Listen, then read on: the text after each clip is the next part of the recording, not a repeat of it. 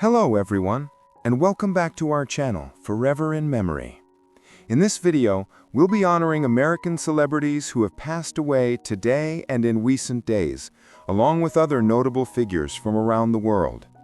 Before we begin, please show your support by giving this video a like. It really helps the channel. Thank you. And let's get started.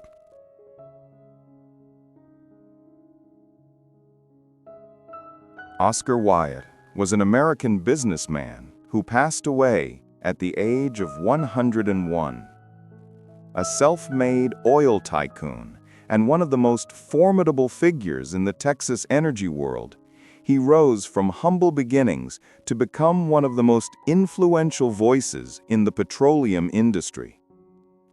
Known for his sharp instincts, fearless negotiations, and unapologetic style, Wyatt built Coastal Corporation into a multi-billion-dollar powerhouse that helped shape America's modern energy landscape.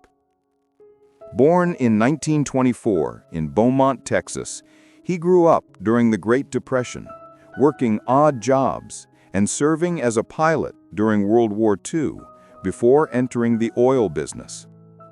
His life became a symbol of grit and ambition, a man who understood both the risks and rewards of taking bold action.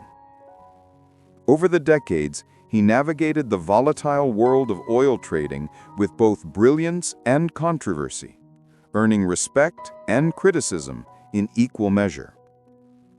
Though his career saw storms and headlines, Oscar Wyatt remained a towering presence until his final years, admired for his relentless work ethic, his deep loyalty to his employees, and his belief that success was never given, only earned.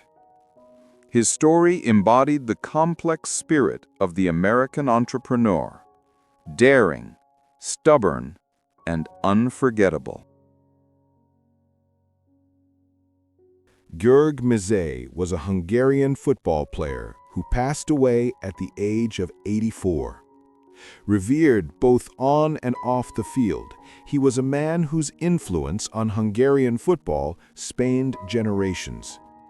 Known first as a talented midfielder with a sharp tactical mind, he later became one of the nation's most respected coaches, guiding teams with discipline, intelligence, and heart. Born in 1941 in Budapest, Mezei came of age during a time when football was more than a game. It was a source of pride and identity for a country rebuilding its spirit. His playing career, though modest compared to his later achievements, revealed the analytical precision that would define his coaching philosophy. In the 1980s, he took charge of the Hungarian national team and led them to qualification for the 1986 World Cup, an achievement that remains one of the nation's most memorable footballing moments of that era. Throughout his career, Mezei was admired for his leadership, humility, and passion for developing young talent. His influence extended beyond tactics and trophies. He taught his players integrity, perseverance, and the art of teamwork. György Mezei's name stands among those who carried forward Hungary's proud football tradition, leaving behind a legacy of wisdom, mentorship, and love for the beautiful game. Joan Bennett Kennedy was an American socialite who passed away at the age of 89. Known for her grace, intelligence, and quiet strength, she was a prominent figure in American public life during one of the most storied eras of the Kennedy family. As the former wife of Senator Edward Ted Kennedy, she stood at the intersection of politics, culture, and history, embodying both the glamour and the pressures of a life lived in the public eye. Born in 1936 in Manhattan and raised in a family that valued education and refinement, Joan's poise and musical talent distinguished her early on. A gifted pianist, she once aspired to a career in music before fate tied her to one of America's most famous families. Her marriage to Ted Kennedy in 1958 placed her at the heart of political history, witnessing both triumphs and tragedies that defined a generation.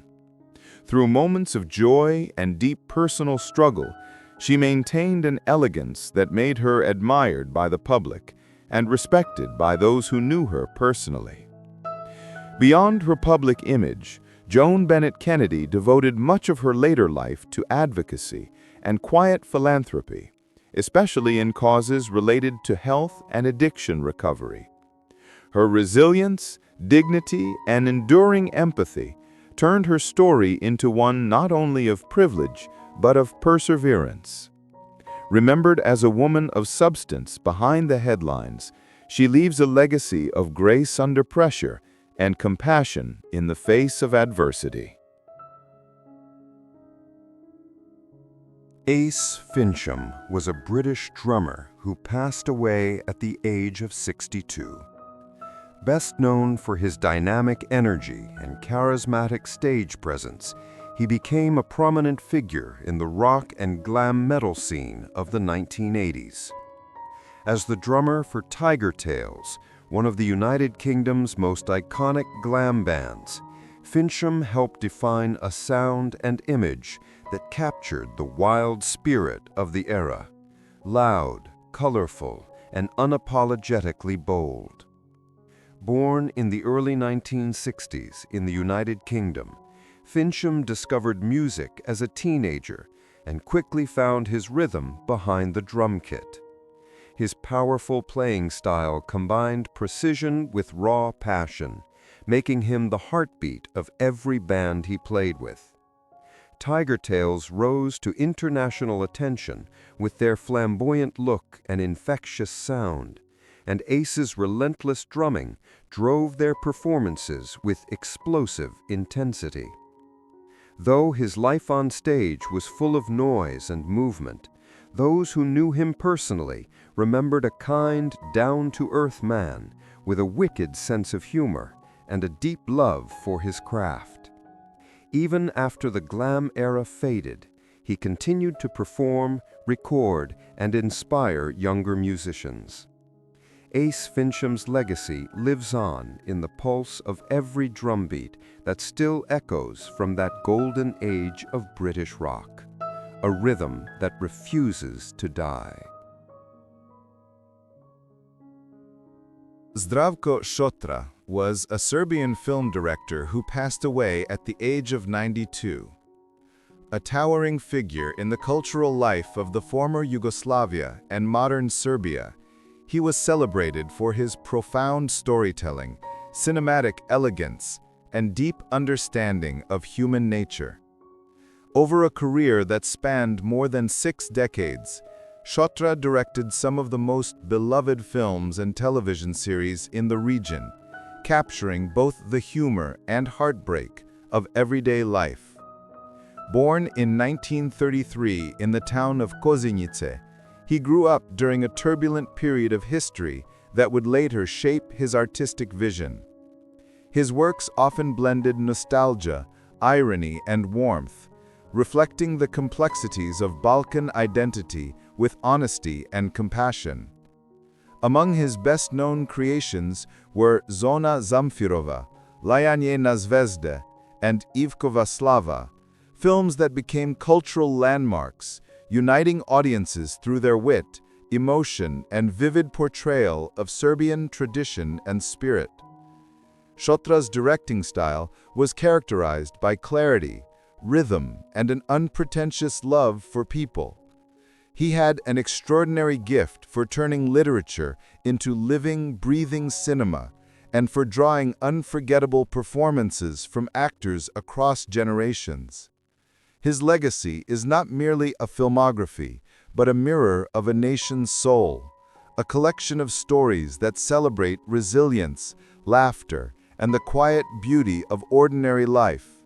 Through his art, Zdravko Šotra taught audiences that even the simplest human moment can be timeless when told with truth and heart.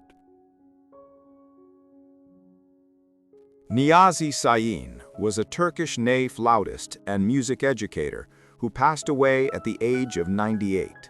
Revered as one of the greatest masters of Ottoman classical music, he devoted his life to preserving and perfecting the spiritual art of the ney, the ancient reed flute that has symbolized mysticism and divine expression for centuries. His playing, delicate and transcendent, carried the listener beyond sound itself into silence, reflection, and the divine breath from which music is born. Born in Istanbul 1927, Sayin's connection to music began at an early age, surrounded by the echoes of mosques and the rhythm of Turkish culture. His technique and tone were often described as otherworldly, each note imbued with both melancholy and grace. Over the decades, he became a guiding figure in Turkish classical and Sufi music, collaborating with legendary musicians such as Tamburi Necdet Yaşar, with whom he recorded performances that are still considered masterpieces. Beyond performance, Sayin was a dedicated teacher who passed on not just musical skill, but spiritual discipline. His students learned that playing the ney was not simply an act of sound, but a form of prayer. For nearly a century, he bridged the old and the new, ensuring that the sacred traditions of Turkish music would continue to breathe through future generations. Niyazi Sayin's legacy remains etched in the soul of his country, a quiet, eternal melody that still whispers through the reeds. Dolly Parton was born in a one-room cabin in the Great Smoky Mountains of Tennessee, where music was as natural as breathing and poverty was simply a way of life. She grew up as one of 12 children in a family that knew struggle but never lacked for love. The sound of crickets in the summer and church choirs on Sunday mornings were her first lessons in harmony. Her father, a hard-working farmer, couldn't read or write, but he gave her grit. Her mother, who sang to the children while sewing their clothes, gave her melody. Out of those mountains, out of that mixture of hardship and heart, came a little girl with a big voice and a dream far too large for the valley that cradled her. From the moment Dolly learned her first 3 chords on a weathered guitar, she understood that music could carry her beyond the hills. She sang wherever she could, at church gatherings, on local radio shows, even standing on wooden crates in front of grocery stores when she was barely tall enough to hold the microphone. Her songs were simple at first, but they came from a place of truth. Neighbors would stop to listen, their eyes softening as the child sang about love, loss, and faith, with a wisdom far beyond her years. When she was a teenager, the bright lights of Nashville shimmered in her imagination like a promise. On the day after she graduated high school, she left home with nothing but a suitcase, her guitar, and the unshakable belief that she was meant for something extraordinary. Her family cried when she boarded the bus, but Dolly smiled through the tears. She wasn't leaving her roots behind, she was carrying them with her, woven into every note she would ever sing. In Nashville, the world didn't open easily.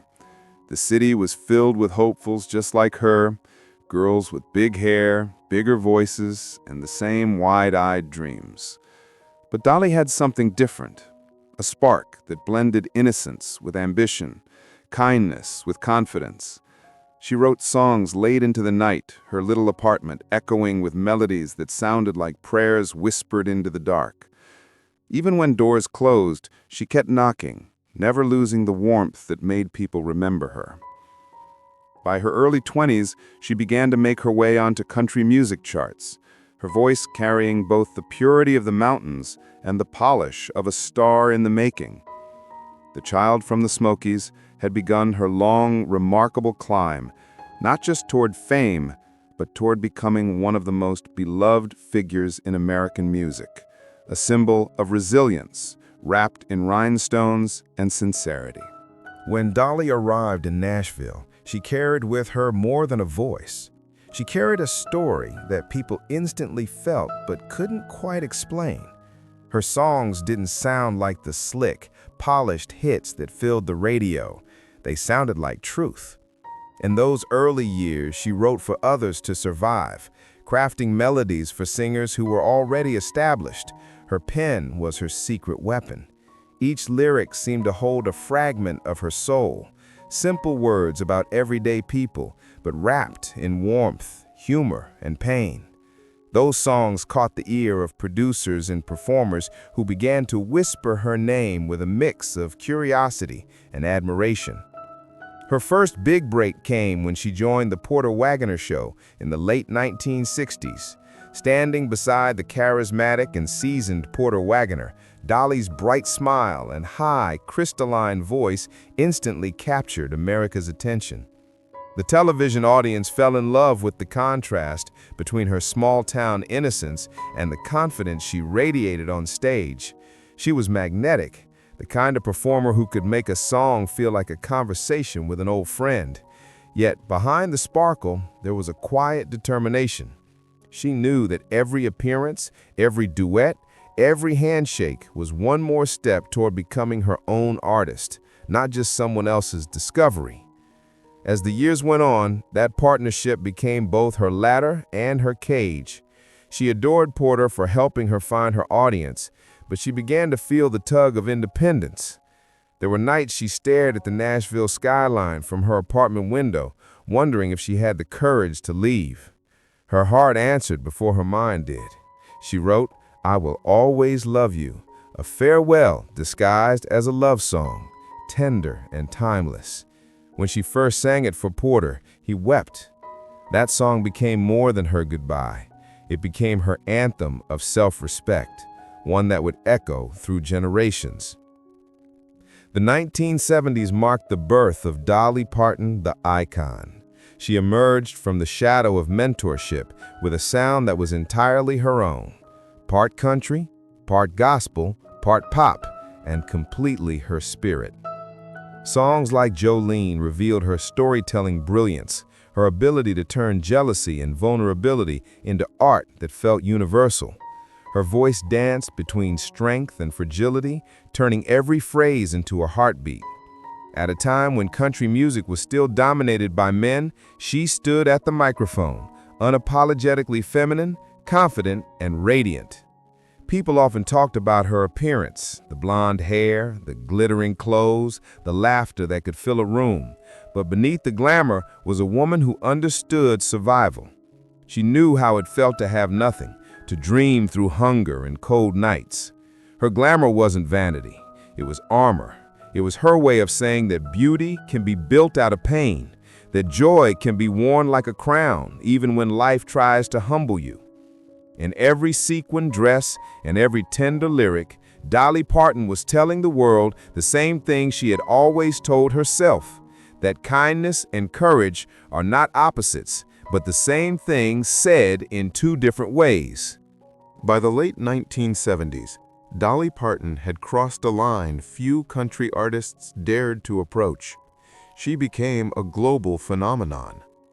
Her songs were no longer confined to southern radio stations or smoky honky-tonks. They were played in cities across the world, where audiences who didn't even speak English still understood the emotion in her voice. When Here You Come Again hit the charts, it signaled a transformation. She was no longer just the girl from Tennessee with a guitar. She was a star who could fill concert halls and movie theaters. A woman who had taken the poetry of the mountains and turned it into a universal language. Hollywood soon came calling. Dolly's charm, humor, and unfiltered authenticity made her irresistible on screen.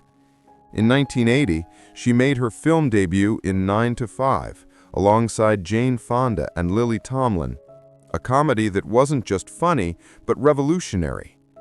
Her character, Dora Lee Rhodes, a secretary fighting against sexism in the workplace, mirrored her real-life fight for female independence in the music industry. She wrote the film's theme song in a single burst of inspiration, tapping her fingernails against a desk to create the rhythm. 9 to 5 became an anthem for working women everywhere, proving that Dolly wasn't only an entertainer, She was a voice for empowerment, courage, and fairness. As her fame grew, so did her generosity. She used her success not to build walls, but to open doors. In 1986, she founded Dollywood, a theme park in her beloved Smoky Mountains, creating jobs and bringing pride back to the place that shaped her. Later, her imagination library would provide free books to millions of children across the world, nurturing young minds who, like her, might be dreaming of something bigger than the world they were born into. Dolly's philanthropy was never for show. It was an extension of her heart, a reflection of the same girl who once sang barefoot on a front porch, believing that love and kindness could change a life. Through the decades, she never stopped creating. She recorded albums that blended gospel, bluegrass, and pop with ease. She collaborated with artists from every genre imaginable. Her laughter remained the same, bright, infectious, a sound that could lift a room. She weathered the tides of fame without bitterness, always grateful, always grounded. When asked how she managed to stay humble, she would smile and say, "It's hard to be proud when you remember where you came from." Dolly Parton's story became larger than music. She became a symbol of resilience, creativity, and compassion. Proof that a poor girl from the mountains could rise to touch the stars and never forget the road that led her there. Her songs continue to tell the stories of ordinary people with extraordinary hearts, and her legacy lives wherever a melody carries hope. For the millions who have found strength in her words, Dolly is more than a singer. She is a reminder that light born in hardship can shine for a lifetime, and that kindness, like music, never fades.